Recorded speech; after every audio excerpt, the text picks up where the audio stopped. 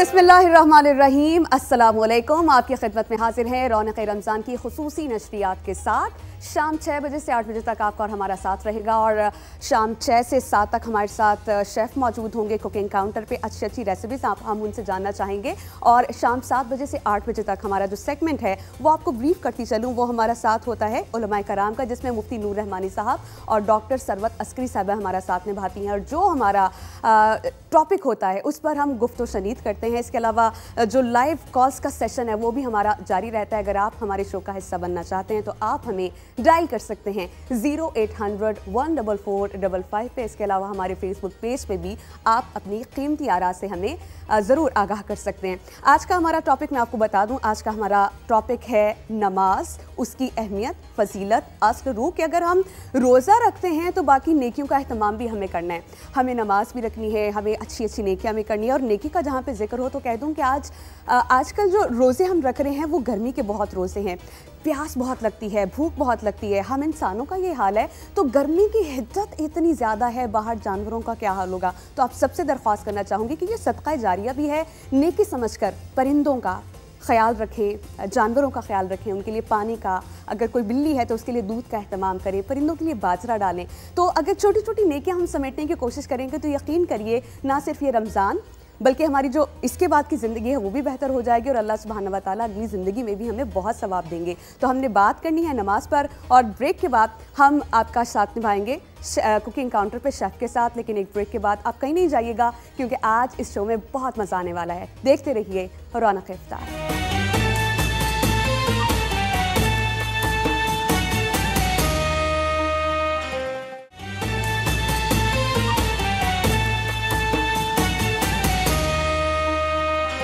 Welcome back after the break. Raunaq Ramzan में आपको खुशामदीद कहेंगे और जैसे कि ब्रेक पर जाने से पहले हमने आपसे कहा था कि ब्रेक के बाद हमारा और आपका साथ शेफ़ निभाएंगे कुकिंग काउंटर पे।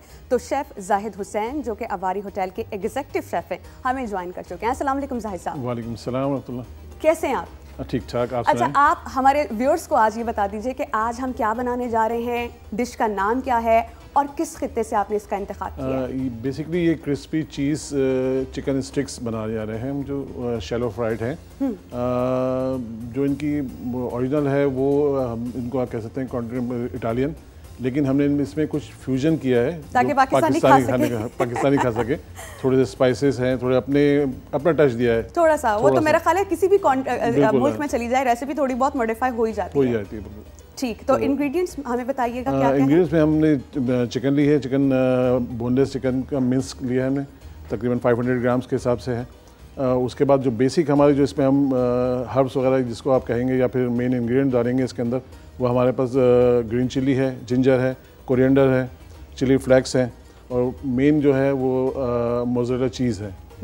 तो ये झटपट कराएगी रेसिपी क्योंकि हम फ़ौरन बनाएंगे इसको और फ़ौरन ही खा सकते हैं इसको। Wow, that's great. यानी कितना टाइम लगता है इसको बनने में? मतलब ये पूरा जो प्रोसेस है इसका तकरीबन 10 से 12 मिनट तक। यानी अगर आपके पास सारे चीज़ें रेडी तो आपको सिर्फ 10 से 15 मिनट लगेंगे। ठीक है, तो मेरा ख्याल है अब हम अपनी जो डिश है उसको बनाने का बाकायदा आगाज़ करते हैं। लेकिन उससे पहले हमारे शेफ़ डेटोल के साथ अपने हैंड जो हैं वो सैनिटाइज कर लेंगे क्योंकि हमें सफाई सुथराई का बहुत ज़्यादा ख्याल रखना होता है। हम कोशिश करते हैं कि जिस तरह कोविड ने तो हमें बहुत सिखा दिया और किस तरह अपनी सफाई सुथराई का हमने ख्याल रखना है। शेफ़ आप मेरा ख्याल है आप अपना हैंड जो हैं सैनिटाइज कर लें और उसके बाद हम अपनी जो डिश है उसका आगाज़ करते हैं कि हम उसको बनाएं कैसे।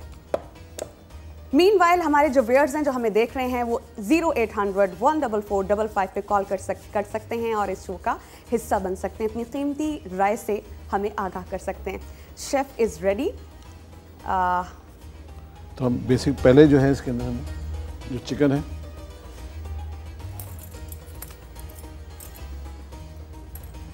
चिकन बोनलेस है और इसका हमने कीमा लिया है 500 ग्राम्स। सर्विंग कितने लोगों की हो जाएगी इसमें?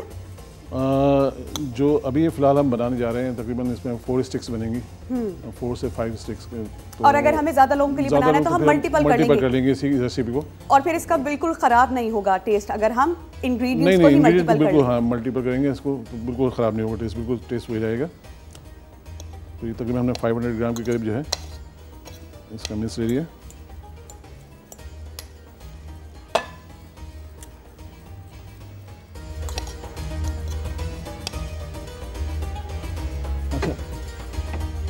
इसके बाद इसमें ऐड करते जाएंगे चीज़ें हम जो बराबर के हिसाब से। इसमें क्या पोर करने जा रहे हैं अभी हम? ग्रीन चिलीज जी, ग्रीन चिली। और इसकी मिकदार हम 1 टेबलस्पून कंसिडर करें, तकरीबन 500 ग्राम्स में। अच्छा, मैंने थोड़ी ये जो मिन्स है इसकी 500 से थोड़ा सा कम किया है इसको।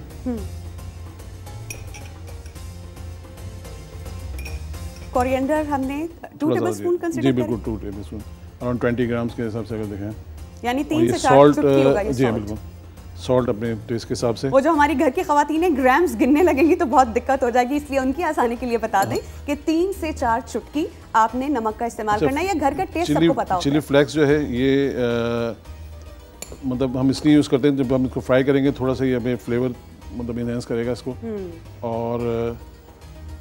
और जैसा कि आपने कहा कि ये फ्यूजन है तो पाकिस्तान का टच तो आएगा ही। हाँ, वो आप डाल सकते हैं फ्लेक्स के साथ। अच्छा, इसके बाद हम ये चीज़ जो है इसको मोज़रेला चीज़ हम ऐड करने जा रहे हैं 500 ग्राम चिकन में। मेरा ख्याल है 4 से 5 tablespoon, if I am not mistaken. You are right, absolutely. यानी मेरी जो नपी तुली मेजरमेंट बिल्कुल ठीक है। नहीं, आप प्रोग्राम करते करते काफ़ी वो नहीं, इट्स माय थर्ड वन, लेकिन ये कि अगर इंसान घर में खुद कुकिंग करे तो उसे अंदाज़ा हो जाता है। अच्छा, अब इसमें हम थोड़ा सा एग, थोड़ा वो बाइंडिंग के लिए एग और हल्का सा फ्लावर यूज़ करेंगे। उसके बाद हम इसको 10 से क्रश करेंगे और फिर फ्राई स्टार्ट करेंगे। बहुत कम इसमें हमने इस्तेमाल किया है मसाला जात का। हमने 500 ग्राम्स बोनलेस चिकन लिया, उसका कीमा बनवा के उसमें फिर हमने 3 से 4 चुटकी नमक, ग्रीन चिलीज तकरीबन 1 टेबलस्पून और 3 टेबलस्पून हमने कोरिएंडर ग्रीन वाला उसमें ऐड करके तो हस्बे जायका बहुत कम रेड चिली फ्लेक्स ऐड किए हैं। उसके अलावा हमने 4 से 5 टेबलस्पून उसमें चीज़ ऐड किया है, दैट इज़ मोज़रेला चीज़। और इसके बाद एक ऐड करके अब इसको मिक्स किया जाएगा इसकी बाइंडिंग के लिए, क्योंकि अंडा जो है वो इनको इकट्ठा रखने में बहुत हेल्प करता है। शेफ्स के जो सबसे बेस्ट टूल होते हैं वो उनके हाथ होते हैं। तो आप कर सकते हैं, यू आर अलाउड, आपने सैनिटाइज भी कर लिया, ग्लव्स भी पहने हुए हैं, तो आप कर सकते हैं। नहीं, मैं इसीलिए बता रहा हूँ आपको, लेकिन ये क्योंकि इसमें बाइंडिंग और जो चीज़ होगी वो हाथ से बेहतर हो जाएगी थोड़ी सी। तो आप हाथ से कीजिए ना, आपको हाथ सैनिटाइज भी कर लिए हैं, ग्लव्स भी पहने हैं, तो मेरा ख्याल है जैसे कि मेकअप आर्टिस्ट ही कहता है कि जितनी अच्छी ब्लेंडिंग वो फिंगर से कर सकता है, ब्रश से नहीं होती। थोड़ा ये मैदा हमने यूज़ किया है बाइंडिंग के लिए खाली। इसकी मिकदार कितनी हम कहेंगे? 1 टेबलस्पून। इसको बहुत अच्छे से हम मिक्स कर रहे हैं जी।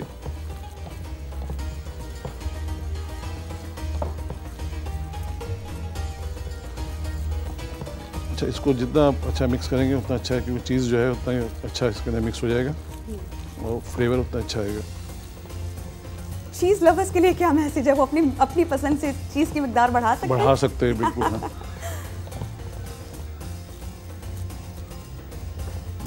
हम आज बना रहे हैं crispy chicken and cheese sticks और उसके इंग्रेडिएंट्स बहुत कम हैं, बहुत बेसिक हैं कि याद रखने में भी आसानी होगी। हमने chicken, salt, green chillies, corianders जो ग्रीन वाला है वो हमने ऐड किया है, और इसमें इसकी बाइंडिंग के लिए हमने अंडे का और थोड़ा सा हमने मैदे का इस्तेमाल किया है। और इसकी बाइंडिंग शेफ़ जाहिद हुसैन ये कह रहे हैं कि जितनी अच्छी इसकी मिक्सिंग हाथ से आप कर सकते हैं कीजिए, क्योंकि चम्मच कांटे दे वोंट हेल्प यू। तो आप इसकी जितनी अच्छी मिक्सिंग करेंगे उतना ही अच्छा आपको पकने में आसानी होगी, और जो चीज़ है वो अच्छे से मिक्स हो जाए तो वो बाइंडिंग के लिए बहुत अच्छा होगा। अच्छा, ये देखें, अब ये हमने इसको रेडी कर लिया है। अच्छा, इसमें एक और चीज़ भी है, स्टिक के अलावा आप इसको डिफरेंट टाइप के शेप्स भी दे सकते हैं, यानी घर में बच्चों के लिए छोटे-छोटे से नगेट्स टाइप के बना के अपना स्टार शेप्स आपके पास हैं तो वो उसे कटिंग करके उसको फ्राई कर लें, हम बच्चे बहुत शौक से खाएंगे, अट्रैक्ट भी हो जाते हैं। बिल्कुल। अच्छा, अब अभी जाएंगे हम स्टिक्स बनाने के लिए। ये मुझे बताइएगा, ब्रेड क्रम्स हैं? ये ब्रेड क्रम है, फाइन, फ्रेश ब्रेड क्रम है, तो मैं इसको थोड़ा सा हाथ से ले लूँ।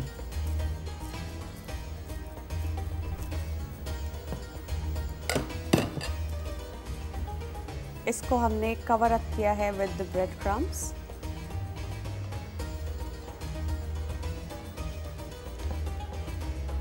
अच्छा शेफ, मुझे बताइए इसको क्या हमने डिप करना है एग में? क्योंकि एग में देखिए बेसिकली जो हम अच्छी तरह से मतलब अगर ब्रेड क्रम्ब हमने बहुत ज़्यादा कोट करना है इसको तो हम एग में डिप करते हैं। लेकिन ये इसमें मतलब क्योंकि हमने चीज़ को थोड़ा सा वो करना है, हमने क्रिस्पी वो लेके आना है, तो इसलिए ज़्यादा हमने एग में डिप नहीं किया इसको। क्योंकि I have heard, I don't know, आप मुझे तस्दीक कीजिएगा इस चीज़ की, क्योंकि मैंने सुना है कि अगर आपको क्रंची चाहिए तो आप ब्रेड क्रम्स के बाद एक बार एग में डिप करके दोबारा इसके ऊपर रोल करें ब्रेड क्रम्स। नहीं, वो आप बिल्कुल सही है आपका, लेकिन मैंने इंग्रेडिएंट्स आगे पीछे कर दिए। नहीं इंग्रेडिएंट्स सही किया आपने, लेकिन जो ब्रेड क्रम्स ज़्यादा लगाते हैं वो सिर्फ इसलिए होता है कि क्रिस्पनेस ज़्यादा आ जाए उसमें, और वो चीज़ जो होती है वो डिफरेंट होती है। ये एक्चुअली ज़्यादातर मोज़रेला पड़ी है, लेकिन हमने इसमें चीज़ ही ऐड किया हुआ है, तो आप कह रहे हैं कि हम वो नहीं करेंगे, क्योंकि चीज़ हम बिल्कुल इसको लाइट बिल्कुल ब्रेड क्रम्ब लगा रहे हैं, खाली ताकि थोड़ा सा कलर आ जाए और थोड़ा सा इसकी बॉन्डिंग हो जाए, बस दैट्स ऑल। और जो इसका नाम है आपने देखोगा ऑलरेडी क्रिस्पी चिकन एंड चीज स्टिक, यानी कि इसके क्रिस्प में हेल्प करेगा हमें मोज़रेला चीज़, और सेकंड हमारी हेल्प हो जाएगी विद ब्रेड क्रम्स। आज हम दो डिशेस बना रहे हैं, एक हमारा मेन कोर्स होता है, उसके साथ हम ड्रिंक भी सर्व करते हैं, that is banana almond smoothie. हम इसको कंप्लीट कर लें, इसको हमारा जो पकने के मरहले में आ जाए तो फिर हम अपनी सेकंड रेसिपी भी स्टार्ट करेंगे, और बहुत आसान है, बहुत बेसिक इंग्रेडिएंट्स है, क्योंकि नॉर्मली ऐसा होता है, बल्कि मेरे साथ खुद ऐसा होता है, इवन आप शेफ़ मुझे बताइए, गर्मी में तो कभी आपका जी नहीं चाहेगा कि आप किचन में जाके कुकिंग करें। गर्मियों में नहीं, हमारा तो काम यही है, तो जो हम लोग की जो मेन किचन्स वगैरह होते हैं तो उसमें इतनी ज़्यादा वो नहीं होती हैं। हाँ, बारबेक्यू किचन्स जो हमारे होते हैं वो काफ़ी हॉट होते हैं, तो उनमें ऐसा होता है कि हमें फील होता है काफ़ी ज़्यादा। लेकिन नॉर्मली आजकल जो नए होटल्स बन रहे हैं, नई चीज़ें आ रही हैं, तो उसमें हमें इतना जिस तरह आपका यहाँ का एटमॉस्फेयर है, सेम एटमॉस्फेयर हम लोग किचन में बनता है। अच्छा जाहिद हुसैन, आप मुझे ये भी बता दीजिए कि आप इसको फ्रेश बना रहे हैं, क्या ख़वातीन टाइम की बचत के लिए ऐसा कर सकती हैं कि इसको रेडी करके फ्रीज़ कर लें आप, और टाइम के टाइम निकाल के इसको सिर्फ फ्राई करें? जी बिल्कुल, ये बिल्कुल जिस तरह आजकल रेडीमेड्स आपको K&N वालों के मिलते हैं, दूसरे ब्रांड्स के जो मिलते हैं फ्रोजन, तो आप इसको बिल्कुल फ्रीज़ कर सकती है। हाँ बिल्कुल, कोई ऐसा नहीं, आप फ्रीज़ करके रख सकती हैं इसको। टेस्ट इसका डिफरेंट कर सकती हैं आप, इसके अंदर डिफरेंट मतलब फ्लेवर ऐड कर सकते हैं आप इसमें बच्चों के हिसाब से, जो बच्चे हमारे वेजिटेबल नहीं खाते यूजुअली जो है, तो इसमें आप वेजिटेबल का मिक्सर वगैरह मिक्स करके, यानी अपनी पसंद से हम थोड़ा सा इसको मॉडिफाई भी कर सकते हैं, जैसा कि है तो इटालियन शेफ, लेकिन थोड़ा सा फ्यूजन है, पाकिस्तानी टच इसमें ऐड हो गया है। अब हमारे जो रोल्स हैं वो तकरीबन रेडी हैं, स्टिक्स हमारी रेडी हैं, हम इनको फ्राई करेंगे, बट आफ्टर द ब्रेक आप कहीं नहीं जाइएगा, stay with us and keep watching Raunaq Ramzan.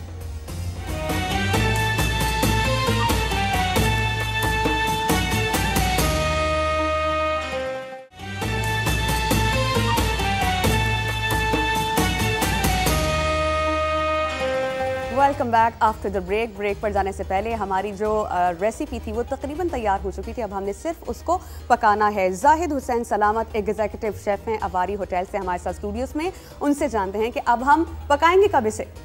बस अभी हमने शैलो फ्राई करना है इसको, तो डालडा ऑयल यूज़ करेंगे हम डालडा का कुकिंग ऑयल पैन में पोर करेंगे। वैसे हमने थोड़ा सा उसमें पोर किया था, लेकिन हमें ज़रूरत महसूस हो रही है कि हम मज़ीद ऑयल पैन में ऐड करें। डालडा का कुकिंग ऑयल सेहत के लिए बहुत अच्छा है और बहुत दिहाइयों से हमारी फैमिलीज़ यूज़ करती आ रही हैं, तो आप भी ज़रूर इस्तेमाल कीजिएगा इसका, क्योंकि सेहत के लिए बहुत अच्छा होता है, बहुत ज़्यादा इसमें हेल्थ के इश्यूज़ नहीं होते। अब हमारा जो पैन में ऑयल है तकरीबन उसका टेम्परेचर ऐसा कि तैयार हो चुका है, जी बिल्कुल गर्म भी है। अब हम इसमें अगर आप चाहें तो इसको शेप, जैसे मैं दो जो है राउंड कर रहा हूँ, दो को मैं इसको फ्राइड कर रहा हूँ। फाइन।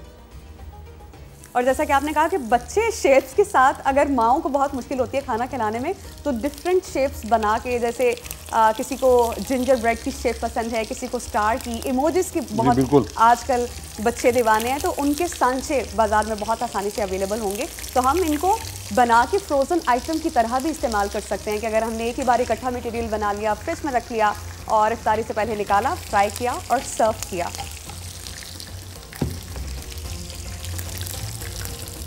और टाइम टू टाइम इसको देख के आप टर्न भी कर दें।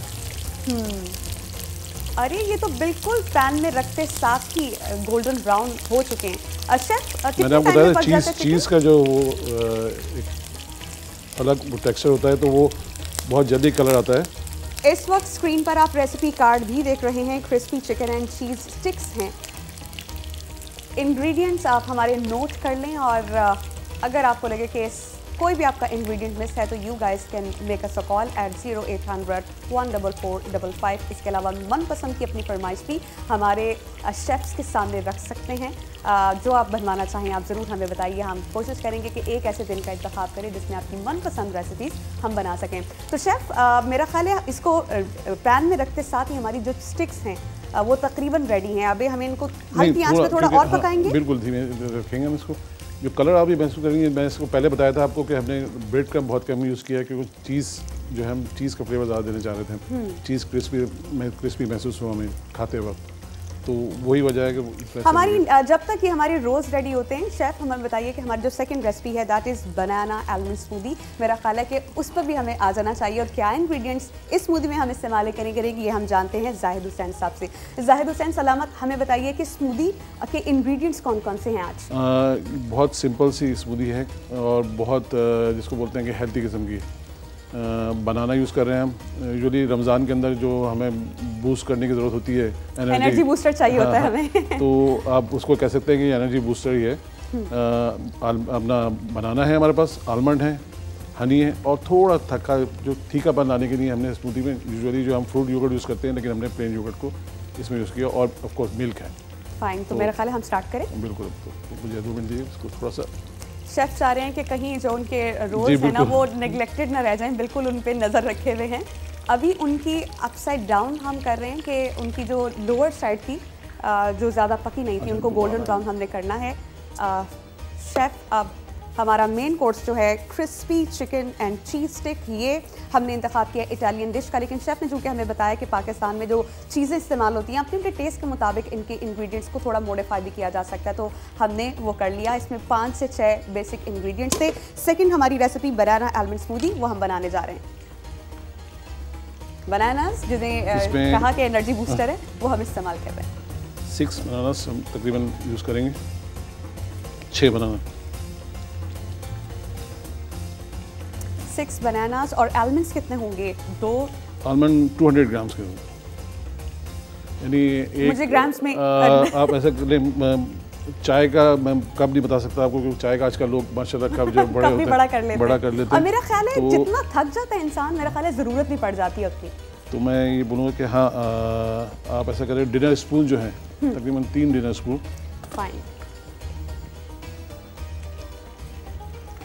6 बनानास, 3 हमने डिनर स्पून्स लेने हैं, 200 ग्राम्स, बहुत आसान है पास में। आलमंड्स हम लेंगे, हनी का इस्तेमाल भी करेंगे और तीखापन लाने के लिए स्मूदी में थोड़ा सा हम योगर्ट ऐड करेंगे और डेफिनेटली हम उसमें जो स्मूदी बनाएंगे स्मूदी में मिल्क भी ऐड करेंगे। और इस सब को अगर आपने ज़्यादा डिलीशियस बनाना है, ज़्यादा आप इसका रिच टेस्ट आए तो एंड में बर्फ़ का इस्तेमाल करना, हरगिज़ नहीं भूलें। सबसे पहले हमने बनाना ऐड किए, आलमंड डालें, इसके अंदर हनी यूज़ डालेंगे 2 टेबलस्पून या इससे ज़ायद हनी, 2 टेबलस्पून। जो नॉर्मल हमने इंग्रेडिएंट आई थिंक जो लिखवाए हैं वो ग्रामिश में, तो लोगों को इजी होगा थोड़ा सा। और इसी तरह से हम हल्का सा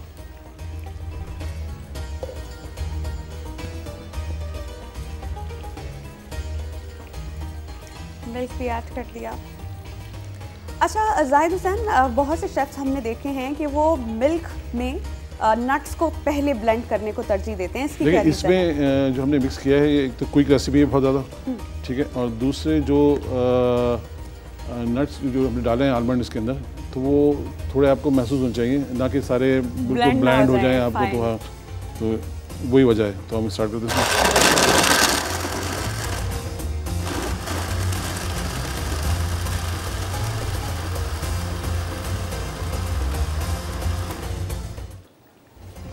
सीधा आ जाते हैं। थोड़ा मैं इसमें क्रश आइस डालूंगा। क्रश आइस नहीं है तो मैं आइस क्यूब ठंडा, थोड़ा सा ठंडा करने के अलावा मुझे तो लगता है कोई भी ड्रिंक अगर चिल्ड नहीं हो तो टेस्ट ही नहीं आता उसका उस तरह से।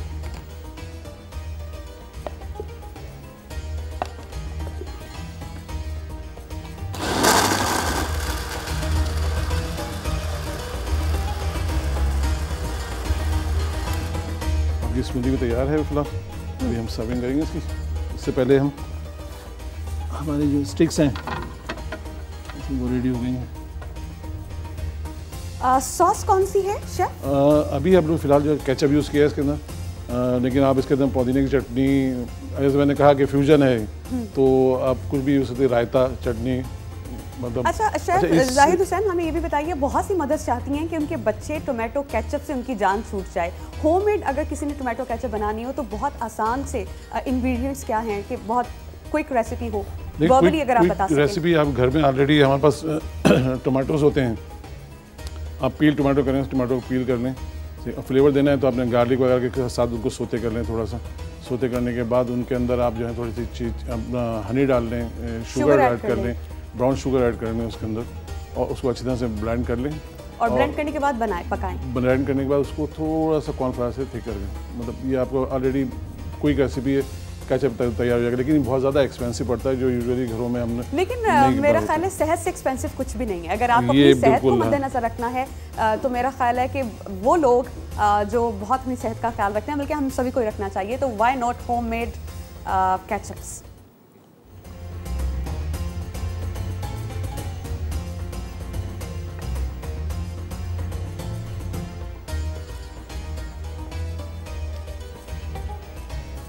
ये हमारी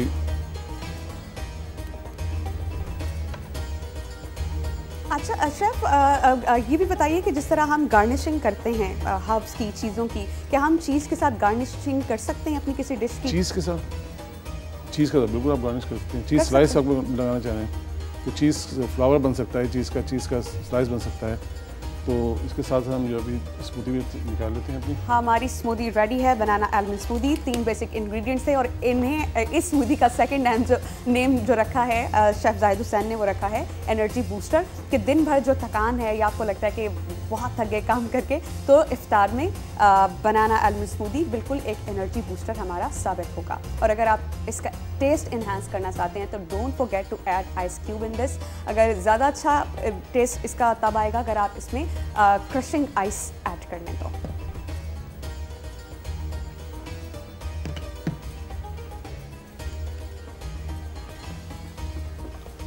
ये हमारी स्मूदी भी रेडी है। जिस तरह हम बताया था कि मैंने आपको कि आलमंड वगैरह जो है वो आलमंड आपको महसूस हो रहे हैं, देखने मिल रहा है।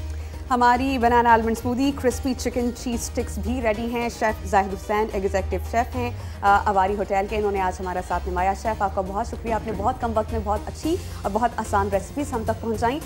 तो नाज़रीन, रौनक रमज़ान में जो फर्स्ट सेगमेंट था हमारा अपने इख्तिताम पर पहुंचा। अभी एक ब्रेक लेंगे, ब्रेक में अज़ान मग़रिब जो है वो हम आपको दिखाएंगे, क्योंकि ये इफ्तारी का वक्त भी होगा। और उसके बाद एक ब्रेक के बाद आपकी खिदमत में हाजिर होंगे। कहीं नहीं जाइएगा, देखते रहिए रौनक रमज़ान।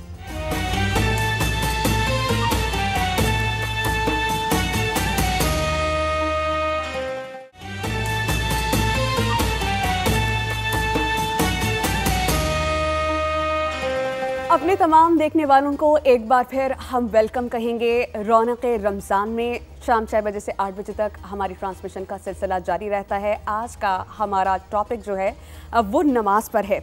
अल्लाह सुब्हाना व तआला की बारगाह समदियत में उसके फजलो करम के लिए, उसकी रहमत की खैरात तलब करने के लिए जब हम खुशो खुजू के साथ सरापा इल्तिजा बने हुए होते हैं, हक़ के बंदगी को अदा करने की कोशिश करते हैं, तो इस सारे प्रोसेस को ताबीर किया जाता है सलात यानी नमाज के साथ। और सिर्फ हम ही नहीं, कायनात की हर शय अल्लाह सुब्हाना व तआला की हम्दो सना में उसको सलात पेश करने के लिए अपने अपने तरीक़े से मसरूफ़ रहती है, बिज़ी रहती है। और जैसा कि कुरान करीम की सूरह नूर में भी है, क्या तुमने नहीं देखा कि जो कोई भी आसमानों और ज़मीन में है वो सब अल्लाह सुब्हाना व तआला की तस्बीह करते हैं, और परिंदे भी फ़ज़ाओं में अपने पर फैलाए हुए हैं, उसकी तस्बीह करते हैं। हर एक अल्लाह के हुजूर अपनी नमाज और तस्बीह को जानता है। नमाज हमारी रब के साथ मुलाकात होती है। जब हम बात करते हैं अल्लाह सुब्हाना व तआला से, हमें पता होता है कि हम अपने खुदावंद की बारगाह में इस वक्त मौजूद हैं, हम सरबसजूद होने जा रहे हैं। तो जो तमाम दुआएं हमारी जो हम नमाज के बाद मांगते हैं वो कबूल व मंजूर होती हैं। हमारे साथ स्टूडियो में हमें ज्वाइन कर चुके हैं मुफ्ती नूर रहमानी साहब, डॉक्टर सरवत अस्करी साहिबा, मुस्तनद उलमाए कराम हैं। पहला सवाल मेरा होगा मुफ्ती नूर रहमानी साहब से। मुफ्ती साहब, सबसे पहले आप दोनों को अस्सलाम वालेकुम और खुशामदीद कहेंगे। नमाज की फ़र्जियत कब से हुई, ये किस्सा और इसकी फ़र्जियत से मुताल्लिक़ मुझे भी और हमारे जो तमाम देखने वाले हैं उन पर ये वाक़या बयान कीजिए।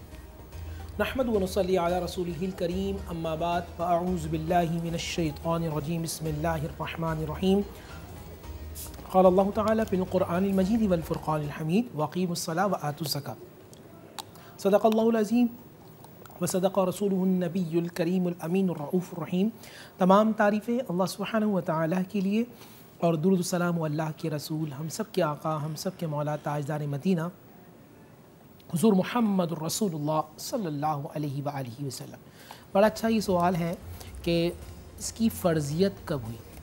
इसकी फ़र्ज़ियत शब मेराज मुस्तफ़ा सल्लल्लाहु अलैहि व आलिहि वसल्लम में अल्लाह सुब्हानहु व तआला की तरफ से हुई और ये शुरू में 50 नमाज़ों का तोहफ़ा मेरे आका करीम सल्लल्लाहु अलैहि व आलिहि वसल्लम को अता किया, जो बाद में कम होते होते 5 नमाज़ों तक रुका और फिर ये ऐलान हुआ कि जो शख्स 5 वक्त की नमाज़ पढ़ेगा अल्लाह उसे 50 नमाज के बराबर सवाब अता फ़रमाएगा। कुरान में मुतअद्दिद जगह नमाज का ज़िक्र है। वाक़ीमुस्सलाह ये नमाज फ़र्ज़ है। जो शख्स नमाज का इनकार करेगा वो दारे इस्लाम से ख़ारिज हो जाएगा। ये बात जहन में रखिएगा।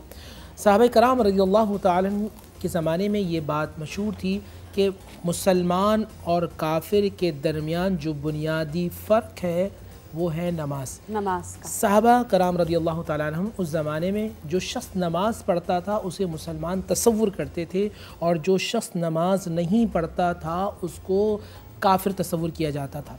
नमाज का एक बेहतरीन मैं हदीस में आपके सामने अर्ज़ कर रहा हूँ। मेरे आका करीम सल्लल्लाहु अलैहि वसल्लम शाह फरमाते हैं, सहाबा मौजूद है, मेरे आका ये मिसाल बयान फरमाएं। मैं आपको हदीस का मफ़हूम बयान करूँ। हुज़ूर ने फरमाया सल्लल्लाहु अलैहि वसल्लम कि तुम्हारे घर के सामने एक नहर हो और तुम उसमें 5 मरतबा नहाओ गुस्ल करो तो क्या जिस्म पे कोई गंदगी रहेगी? सहाबा ने कहा या रसूलल्लाह कोई दिन में 5 मरतबा नहाए फिर वो गंदा कैसे रहेगा, उसमें नजासत कैसी रहेगी? हुज़ूर ने फरमाया जो 5 मरतबा नमाज पढ़े वो गुनाहगार कैसे रहेगा। जो शख्स 5 वक्त नमाज पढ़ता है और खुशू खुजू के साथ पढ़ता है, अल्लाह के लिए पढ़ता है, नमाज पढ़ते ही अल्लाह सुब्हानहु व तआला उसकी बख्शिश व मग़फ़िरत फरमा देते हैं। और एक हदीस के अंदर ये आता है कि जो शख्स फजर की नमाज़ बाजमात पढ़ता है और फिर वो इंतज़ार करता है ज़ोहर का, जब ज़ोहर की नमाज़ होती है तो अल्लाह ताला फ़जर और ज़ोहर के दरमियान होने वाले गुनाहों को मुआफ़ फरमा देते हैं। ज़ोहर पढ़ी, अब असर का इंतज़ार है, ज़ोहर असर पढ़ी, ज़ोहर असर के दरमियान जो गुनाह हुए अल्लाह ने उसको मुआफ़ फरमा दिया। अब मगरिब का इंतज़ार है, असर और मगरिब के दरमियान सुने इंतज़ार है, नमाज पढ़ी, गुनाह मुआफ़ हो गए। इसी तरह इशा, और इशा बाद जमात जो नमाज पढ़कर सोता है नाजरीन, उस रात भर जागने और इस तरह जागने पे कि वो अल्लाह की बात कर रहा है इस तरह सवाब लिखा जाता है। जो 5 वक्त नमाज पढ़ता है इसका मतलब वो अल्लाह की बारगाह में 24 घंटे इबादत वाला तसव्वुर किया जाता है। अल्लाह मुझे और आपको नमाज पढ़ने की तौफीक अता फरमाए और नमाज का हुस्न जब होगा कि हम जो उसमें कुरान पढ़ते हैं वो समझ कर पढ़ें, सूरह फातिहा पढ़ें तो हमें ऐसा लगेगा कि हम अपने रब से बातें कर रहे हैं। खूबसूरत, कोई जहनी टेंशन नहीं होगी, ना कोई थकावट होगी, ना दिल पे कोई बोझ होगा, एक बात से में इत्मीनान होगा। मैं उसकी बारगाह में झुक रहा हूँ जो दुनिया में सबसे बेहतरीन मामला चलाने वाला है। खूबसूरत। नमाज की अहमियत का हम अंदाज़ा इस बात से भी लगा सकते हैं कि कुरान करीम फ़ुरक़ान हमीद जो हम सबकी हिदायत के लिए भेजी गई है किताब, उसमें नमाज का जिक्र 92 बार आया है। बार बार ये कहा गया है। सूरह बकरा की आयत आपके सामने कोट करना चाहूँगी। कहा गया है और नमाज कायम करो और ज़कात अदा करो और रुकू करने वालों के साथ रुकू करो। फिर सूरह ताहा में भी जिक्र है और मेरी याद की खातिर नमाज कायम किया करो। सरवत अस्करी साहबा हमारे साथ मौजूद हैं। सरवत अस्करी साहबा, नमाज कितनी अहमियत की हामिल होगी कि रोज़े महशर जब क़यामत बपा होगी, सबको फ़िक्र लाहक होगी, सबसे पहला सवाल ही नमाज का होगा। नमाज मोमिन की मेराज। बिस्मिल्लाहिर्रहमानिर्रहीम, अस्सलाम वालेकुम। सबसे पहले आप सबको आज के रोज़े की मुबारकबाद पेश करती हूँ और इस दुआ के साथ कि परवरदिगार आलम हमारी तमाम तर इबादतों को कबूल मकबूल फरमा ले। आमीन सुम्मा आमीन। आज का मौजू बड़ा खूबसूरत है इसलिए कि नमाज की अहमियत पर बात हो रही है और जब नमाज की अहमियत पर बात हो तो एक हदीस मुझे याद आती है इमाम जाफ़र सादिक़ अलैहिस्सलाम का जब आखिरी वक्त आया, दुनिया से रहलत का वक्त आया, तो आपने फरमाया कि मेरी शिफाअत उस तक पहुँच नहीं सकती है जो नमाज को सुबुक समझता हो। अब आपकी नज़र में सुबुक के मानी क्या होंगे? सुबुक के माने चाहे हम हल्का ले लें, सुबुक के माने चाहे हम खुफीफ ले लें, सुबुक के माने हम कुछ भी लें, लेकिन जिसने नमाज को सुबुक समझा, आइम्मा अहले बैत की शफाअत उस तक पहुँच नहीं सकती है। तो यकीनन ये कितनी अहमियत की हामिल है। यहाँ पर हमारा गुफ्तगू उनसे नहीं है जो कि तारिकुस सलात हैं, क्योंकि तारिकुस सलात को तो काफिर करार दिया गया, बल्कि मोमिन की और काफिर की पहचान ही यही समझी जाती थी, जैसा कि अभी मुफ्ती साहब ने फरमाया कि वो नमाज़ पढ़ा करते थे, बल्कि जो नमाज को सुबुक समझते हैं, जो नमाज की अहमियत को नहीं जानते। तो नमाज की अहमियत इतनी ज़्यादा है कि मैं और आप जिस वक्त नमाज को पढ़ते हैं तो परवरदिगार आलम की रहमतें हमारे ऊपर साया फिगन होती हैं। और खुदावंद आलम, देखें, कुरान वो किताब है कि जिसमें परवरदिगार आलम हमसे गुफ्तगू करता है, और नमाज में हम अल्लाह ताला से कलाम करते हैं, हम अल्लाह ताला से गुफ्तगू करते हैं। और नमाज डायरेक्ट डायलिंग है परवरदिगार आलम से, यानी आप वैसे दिल ही दिल में हज़ार मरतबा याद करते रहें, लेकिन जब नमाज के लिए नमाजी खड़ा होता है तो जैसे लगता है कि अब रहमत परवरदिगार उसके ऊपर साया फिगन हो गई, वो खुदा से बराह रास्त मुलाकात कर रहा है, वो खुदा से बराह रास्त गुफ्तगू कर रहा है, खुदा से बराह रास्त बातचीत कर रहा है। लिहाजा नमाज को मोमिन की मेराज करार दिया गया, और कब्र में भी पहला सवाल नमाज के ही मुतल्लिक़ किया जाएगा। अल्लाह सुब्हानहू व तआला हम सबको तौफीक अता फरमाए पंजगाना नमाज पढ़ने की, ना सिर्फ ये नमाज बल्कि तहज्जुद और इसके अलावा जो नफली इबादत हैं वो भी हम कर सकें। मुफ्ती नूर रहमानी साहब, नमाज के मकरूहात क्या हैं? नमाज किस तरह पढ़ी जाए कि उसका हक अदा हो जाए? बड़ा अच्छा सवाल है आपका कि किस तरह पढ़ी जाए कि उसका हक अदा हो जाए। देखिए, पहली बात ये कि हमें ये जहन में रखना चाहिए कि हमारी तहारत सुगरा या तहारत कुबरा मुकम्मल है या नहीं। बहुत सारे लोग ऐसे होते हैं कि जिन पर गुस्ल के मामलात होते हैं और उनको नहीं मालूम होता। ये बुनियादी चीज़ मुसलमान को मालूम होना चाहिए कि वो किस हालत के अंदर मौजूद है। पाक होंगे तो वज़ू होगा, जब वज़ू कामिल होगा तो नमाज कामिल होगी, और जब नमाज कामिल होगी तो अल्लाह सुब्हानहू व तआला की बारगाह में मकबूल होगी। हमारी, देखिए, ये बात जहन में रखिएगा, हमारे एक चीज़ ये कही जाती है कि हमें तो पता ही नहीं है ये बात। भाई, आपको क्यों नहीं पता? नमाज आप पर फ़र्ज़ है तो इसके मसाइल, इसके फ़राइज़, इसकी वाजिबात, इसकी सुनन को जानना आप पर वाजिब है, आप पर फ़र्ज़ है कि आप जानें। आप पे रोज़ा फ़र्ज़ है तो रोज़े के मसाइल जानना आप पर फ़र्ज़ है। आप पर ज़कात जब फ़र्ज़ हुई तो ज़कात के मसाइल जानना आप पर फ़र्ज़ है। जब अल्लाह ने आप पर हज फ़र्ज़ किया तो हज के फ़राइज़ को जानना आपके लिए बहुत ज़्यादा ज़रूरी है। अच्छा, अब मैं एक नौजवान लड़का और लड़की जो मेरी छोटी बहन है वो नमाज का शौक़ रखती हैं। देखिए, मार्केट्स के अंदर बहुत छोटी छोटी किताबें हैं, मिसाल के तौर पर आसान नमाज की किताब, वो आप पढ़ें या उलमाए कराम की बारगाह में हाजिर हों और उनसे नमाज के मसाइल को पूछिए। या और भी आसानियाँ हैं। इलेक्ट्रॉनिक मीडिया हमारा मौजूद है। ये इलेक्ट्रॉनिक मीडिया आपके लिए बाइज़े निजात हो सकता है कि आप इसमें कुरान की तफसीर पढ़ें, आप रसूलुल्लाह सल्लल्लाहु अलैहि वसल्लम की हदीस पढ़ें, और नमाज को किस तरह आपको लेके जाना है आप उसको समझेंगे तो इंशाअल्लाह आप कामयाब कामरान हो सकते हैं। याद रखिएगा, जब नमाज के लिए खड़े हों तो अपने दिल व दिमाग से दुनिया को निकाल लें, क्योंकि आपका ताल्लुक़ अब खालिक से हो रहा है। मखलूक पीछे होगी तो खालिक से आपका ताल्लुक़ होगा। हम नमाज के लिए खड़े होते हैं, पूरे दिन के ख़यालात जो हमें काम करना है वो हमारे दिमाग में चल रहे होते हैं। इस तरह आपकी नमाज कामिल नहीं होती, क्योंकि आपका दिल व दिमाग नाउज़ुबिल्लाह अल्लाह से हटकर मखलूक पे लगा होता है। तो जब आप नमाज के लिए खड़े हो, ये सोचें कि मैं राज़िक़ के सामने खड़ा हूँ, रिज़्क़ खुद में चलकर मेरे सामने आएगा। मैं मुसब्बिबुल असबाब के सामने खड़ा हूँ, सारे मुश्किलात, तमाम तकलीफ़ मेरी ख़त्म हो जाएंगी। इस कामिल यकीन के साथ आप नमाज़ पढ़ेंगे तो इंशाअल्लाह तमाम चीज़ें आपकी बेहतर हो जाएंगी। बहुत खूबसूरत बात। यहाँ पर वक्त हुआ एक ब्रेक का। ब्रेक पर जाने से पहले एक आयत आपकी नज़र करती जाऊँगी। अल्लाह अज़्ज़ व जल ने अपने निहायत बरगज़ीदा पैगम्बर हज़रत इस्माइल अलैहिस्सलाम के बारे में इरशाद फरमाया कि वो अपने घर वालों को नमाज और ज़कात का हुक्म दिया करते थे, और वो अपने रब के हुजूर मकाम मर्ज़िया पर फाइज थे, यानी उस मुकाम पर फाइज थे कि अल्लाह सुब्हानहू व तआला उनसे राज़ी हैं। और वजूहात क्या थी कि वो नमाज भी पढ़ते थे और ज़कात का हुक्म भी देते थे। कहीं नहीं जाएगा, नमाज पर बहुत सीरियस डिस्कशन हम कर रहे हैं। हाजिर होंगे एक ब्रेक के बाद। आप देखते रहिए रौनक़ रमज़ान।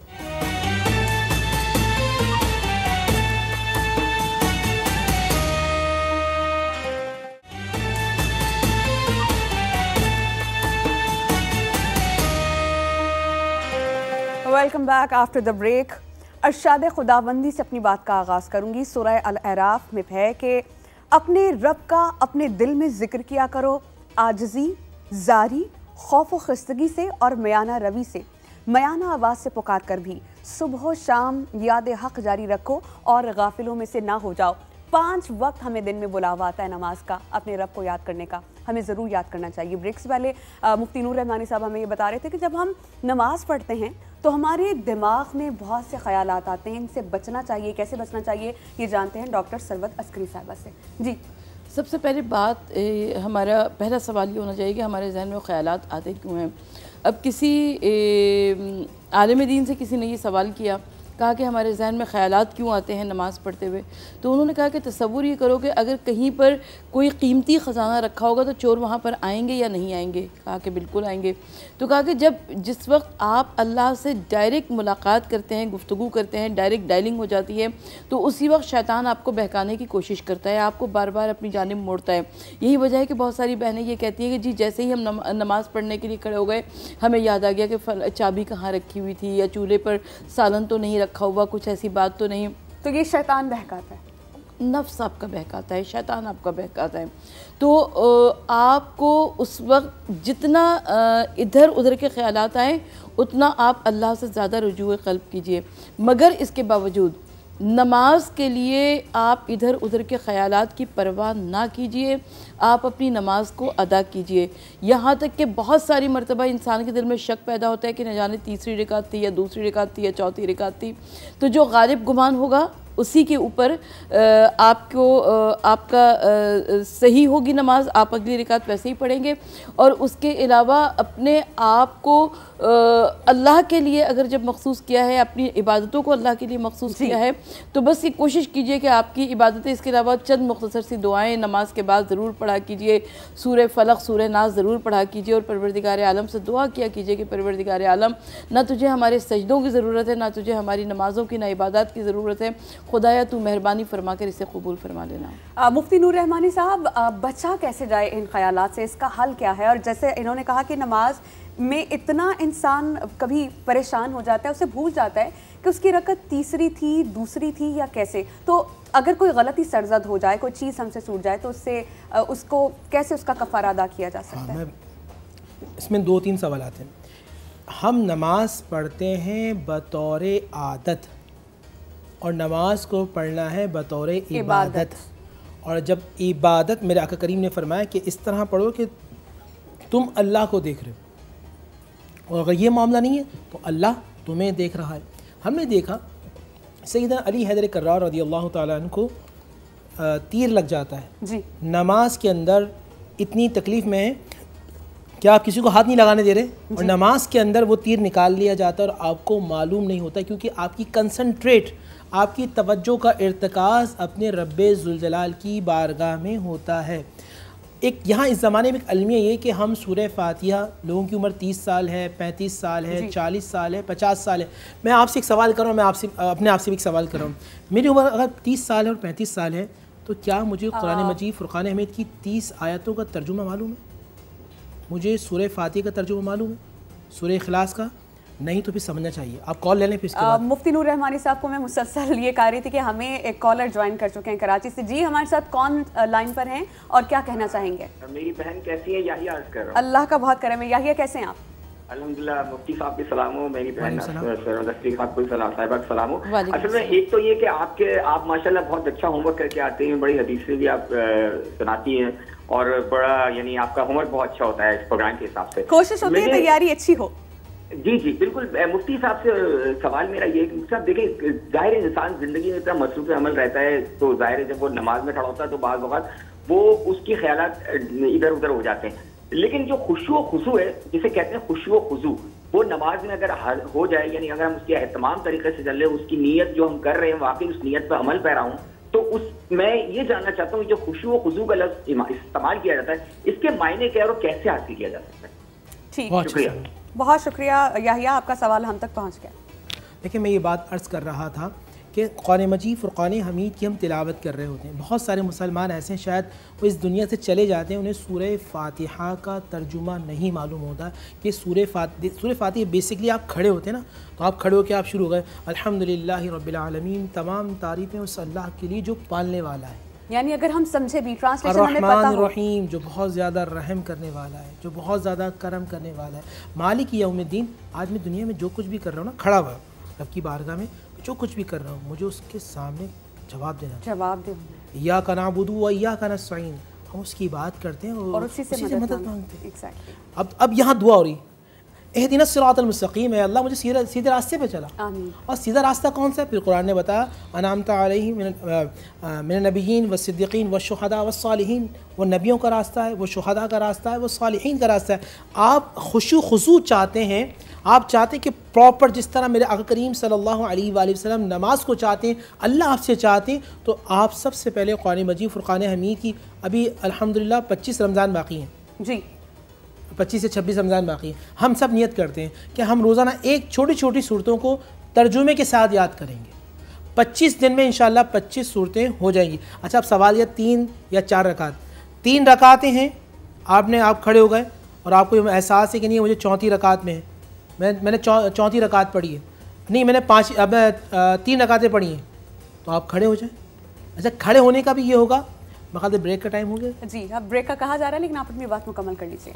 अब आप इसको कंसंट्रेट करेंगे। आपने 3 पढ़ी हैं, 4 पढ़ी हैं, लेकिन आप बैठे हुए हैं और आपको ये मालूम लगता है कि नहीं अभी मैंने अभी चौथी रकात बाकी है, आप खड़े हो जाएं। और आप तज़ब्ज़ुब का शिकार है तो आप चौथी रकात में बैठकर आप सजदा साफ़ कर लें, इस तरह आपकी कंप्लीट हो जाएगी। आपको सलाम फेरने के बाद याद आएगी कि नहीं ये 3 रकात थी, तीसरी रकात थी, सलाम फेर लिया आपने और अभी जो है ये चौथी रकात बाकी थी, बगैर किसी बात की आप खड़े होकर उसी को कंटिन्यू कर लें। चौथी रकात अभी हाजिर होंगे हम एक ब्रेक के बाद और बात के सिलसिले को हम आगे बढ़ाएंगे। देखते रहिए रौनक रमज़ान।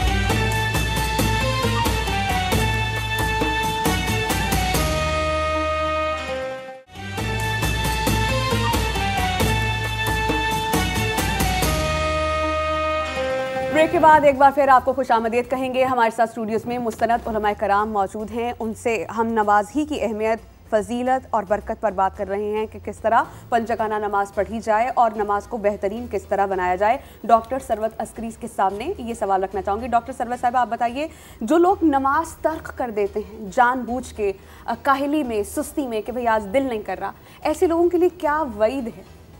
देखिए, तारिकुस सलात को काफिर कहा गया, यानी मोमिन और काफिर की जो पहचान बीच में है वो है नमाज, कि अगर नमाज पढ़ता है। अच्छा, बहुत सारे ऐसे लोग हैं कि जो मुसलमान होते हुए नमाज नहीं पढ़ते, तो वो तारिकुस सलात हैं। जो नमाज पढ़ता है फिर सारी शर्त शराइत उसके साथ आती है ना, कि तीसरी रिकात, चौथी रिकात, नमाज भूल गए, क्या हो गया, वो सारी शर्त शराइत उसके लिए जो कि नमाजी हैं। लेकिन बहुत सारे ऐसे अफराद हैं जो कि नमाज पढ़ते ही नहीं हैं, तो उनको काफिर कहा गया, बावजूद इसके कि वो मुसलमान घराने में पैदा हुए, वो मुसलमान हैं, वो सब कुछ है, लेकिन उसके बावजूद। इसलिए इमाम जाफ़र सादिक़ अलैहिस्सलाम से किसी ने पूछा, कहा कि फ़र्ज़ंद रसूल तारिक सलात को काफिर क्यों कहा गया? कहा कि इसलिए कि इंसान कोई भी गुनाह सर अंजाम देता है तो उसमें कोई ना कोई लज्जत होती है, लेकिन तारिकुस सलात बगैर किसी लज्जत के, बगैर किसी फ़ायदे के, बगैर किसी ख्याल के यूं ही नमाज को जाने देता है। मुफ्ती नूर रहमानी साहब, शैतान का काम ही यही है कि बंदे को सजदे से रोके, क्योंकि उसने खुद भी सजदे से इनकार किया था। इसके अलावा उसकी यही कोशिश होती है कि किसी भी नेक काम से उसको बहकाया जाए। जब एक मुसलमान पंजगाना नमाज पढ़ता है, अपने मालिक के सामने सरबसजूद होता है, तो किस अज़ियत से गुजरता है शैतान? बिस्मिल्लाहिर्रहमानिर्रहीम। इसी के साथ कनेक्ट करता हूँ जो पहला सवाल ब्रेक में आप पूछ भी रही थी कि जब हम नमाज़ पढ़ रहे थे, जो मैं अभी जवाब दे रहा था, ब्रेक आ गया था कि आप 3 हैं या 4 आप कंफ्यूज हैं, तो उस वक़्त आप कम तसव्वुर करेंगे। 3 हैं तो आप चौथी को करें कि मैं अब ये जो चौथी के लिए खड़ा हो रहा हूँ। हमारी ये कंफ्यूज हो जाता है ना, शैतान का सबसे बड़ा वार ये होता है कि इंसान भुला देना, इंसान कंफ्यूज हो गया। और उलमा ये फरमाते हैं कि नमाज में कंफ्यूज इसलिए भी कर रहा होता है कि आपका वज़ू सही तरीके से कामिल नहीं होता। जब इंसान वज़ू करने के बाद आता है, तहतुल मस्जिद पढ़ता है या तहतुल वज़ू पढ़ता है, तो अल्लाह सुब्हानहू व तआला का ख़ास फ़ज़ल और करम होता है। मैं आप सबको एक और मैसेज भी डिलीवर करता हूँ कि शैतान आप चाहते हैं कि शैतान ज़लील ख्वार हो, रुस्वा हो, क्योंकि जब इंसान नमाज के करीब होता है और हालत सजदा में होता है, तो हदीस रसूल है कि फ़रिश्ता निदा करता है कि ए बंदे खुदा, अगर तुझे मालूम हो कि तेरा रब तुझसे कितना करीब है तो तू क़यामत तक सर ना उठा। लेकिन इस तरह वईदें अल्लाह सुब्हानहू व तआला की तरफ से आ रही होती हैं, इस तरह के निदाएँ आ रही होती हैं, इस तरह की मामलात हो रहे होते हैं। शैतान आज भी ये चाहता है कि उसने एक वादा किया था, परवरदिगार मैं तेरे बंदों को बहकाऊँगा, मैं दाएं से बहकाऊँगा, मैं बाएं से बहकाऊँगा, मैं आगे से बहकाऊँगा, मैं पीछे से बहकाऊँगा, परवरदिगार मैं तेरे बंदों को बहकाऊँगा। तो परवरदिगार ने कहा था जो हमारा था वो हमारा है, और जो हमारा था नहीं वो हमारा है नहीं। खूबसूरत बात। तो आप ये जहन में रखें, अगर रब, अच्छा मेरे वालिद साहब रहमतुल्लाह अलैह से किसी ने पूछा कि क़िबला पीर साहब ये बताइए, मैं मुसल्ले पे खड़ा होता हूँ, क्या मेरी नमाज़ कबूल होती है? सवाल जहन में उठता है, क्या ये मेरी नमाज़ कबूल होती है? तो अब्बा ने मुस्कुरा कर जवाब दिया कि वो चाहता है कि तू आ, जब चाह लिया तो मतलब ये है कि वो तुझे चाहता है। वाह सुभान अल्लाह। अगर चाहता नहीं तो सजदे की तौफीक नहीं देता। जिसको सजदे की तौफीक देता है मतलब ये कि वो चाहता है, तो तुम उसके महबूब हो, और तुम्हारा काम ये कि तुम महबूब बन कर दिखाओ। कुल इनको तुहिब्बुनल्लाह फत्तबिऊनी युहिब्बुकुमुल्लाह व यग़फिर लकुम ज़ुनूबकुम। ए हबीब सल्लल्लाहु अलैहि वसल्लम, आप इनसे फरमाइएगा ये मुझे अल्लाह से मोहब्बत करना चाहते हैं तो आपकी कामिल इत्तबा करें। मेरे आका किस तरह नमाज़ पढ़ते थे, अम्मा आयशा रज़ियल्लाहु तआला फरमाती हैं कि ईशा के बाद जब नबी खड़े होते हैं तो आपकी टखनी मुबारक सूज जाया करती थी, तवील क़याम करते, तवील क़याम होती थी, आपकी रेश मुबारक कभी कभी आंसू से तर होती थी। आप अल्लाह सुब्हानहू व तआला की बारगाह में दुआ कर रहे होंगे, और दुआ किसके लिए करते थे? हसनैन के लिए, बीबी फातिमा रज़ियल्लाहु तआला के लिए, सैयदना अली के नहीं, पूरी कायनात के मुसलमानों के लिए दुआ कर रहे होते थे। रब्बे ज़ुल जलाल के महबूब जब कायनात में जाते हैं तो मौलाए कायनात के लिए, बीबी फातिमा सलामुल्लाह अलैहा के लिए नहीं मांगा, बल्कि पूरी कायनात के लोगों के लिए मांगा। और वो नमाज भी खड़े होकर मेरे लिए और आपके लिए पढ़ते थे, दुआएं मांगते थे। मैं और आप पढ़ते हैं क्या? हम सहारी में उठते हैं, हमारा काम क्या होता है कि सिर्फ खाना अगर उठ जाए 2 रकात नमाज उस वक्त नमाज शब पढ़ लें, तहज्जुद पढ़ लें, तो आप इसका मतलब ये होगा कि अल्लाह सुब्हानहू व तआला आपसे मोहब्बत करना। खूबसूरत। हज़रत जंदब बिन अब्दुल्ला रज़ी अल्लाह ताला अन्हु बयान करते हैं कि नबी करीम सल्लल्लाहु अलैहि वसल्लम ने फरमाया कि जिस शख्स ने सुबह की नमाज़ पढ़ी और अल्लाह की ज़िम्मेदारी में है, और जिस शख्स ने अल्लाह की ज़िम्मेदारी में खलल डाला यानी नमाज नहीं पढ़ी, तो अल्लाह सुब्हानहू व तआला उस शख्स को औंधे मुँह जहन्नुम में डालेगा। तो अगर आप जहन्नुम से दूर जाना चाहते हैं, जन्नत में जाना चाहते हैं, जिसकी हमें दुआ करने का कहा भी गया है, तो 5 जगह नमाज़ पढ़िए। अभी वक्त हुआ एक ब्रेक का, ब्रेक के बाद हाजिर होंगे और नमाज पर मजीद अपनी गुफ्तगू शनीद के सिलसिले को आगे बढ़ाइएगा। कहीं नहीं जाइएगा, keep watching Raunaq Ramzan.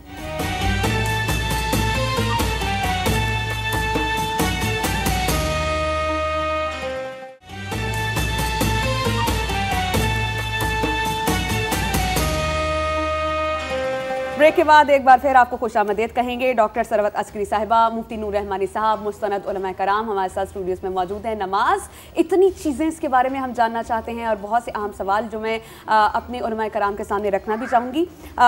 Doctor Sarwat Askari साहिबा से ये पूछूँगी, सरवत अस्करी साहिबा, नमाज़ें फजर हमारी जो फ़र्ज़ नमाज़ें हैं, उसके अलावा तहज्जुद की नमाज़ है, और भी बहुत सी नमाज़ें आती हैं, सलातुल हाजत और जो इस्तिखारा के लिए नमाज़ पढ़ी जाती है, उसके बारे में हमें वजाहत कीजिए और बताइए कि इसको पढ़ने का तरीक़ा क्या है, किस कदर इसकी कदर व मंज़िलत है।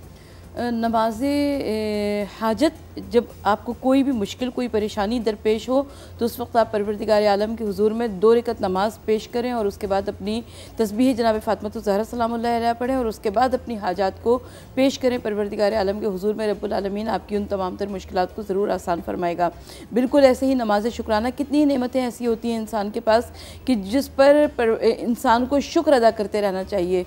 तो कम अज़ कम 2 रकत नमाज शुक्राना रोज़ाना पढ़ लेना चाहिए, क्योंकि इंसान को खुदावंद आलम कितनी नेमतें अता फरमाता है।